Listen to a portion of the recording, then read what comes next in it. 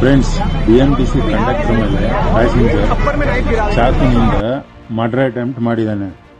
ಹೇಗೆ ಅಂದರೆ, ಒಂದು 50-60 ಜನ ಬಸ್ಸಲ್ಲಿ ಇದ್ರೂ ಕೂಡ ಪಬ್ಲಿಕ್ಕಲ್ಲೇ ಅವನು ಚಾಕು ತಗೊಬಂದು ಕಂಡಕ್ಟರ್ ಮೇಲೆ ಹತ್ಯೆ ಯತ್ನ ಮಾಡಿರೋದು.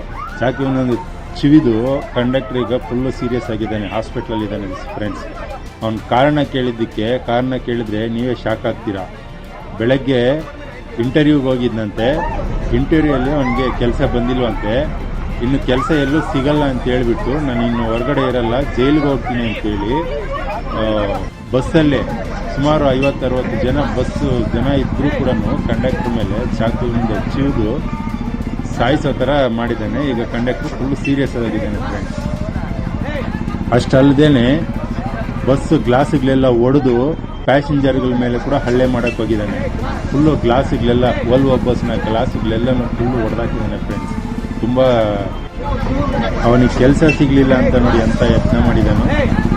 ಜೈಲಿಗೆ ಹೋಗ್ಬೇಕಂತೆ, ಅವನು ಜೈಲಿಗೆ ಹೋಗೋಕ್ಕೆ ಈ ಥರ ಮಾಡಿದ್ದಾನೆ.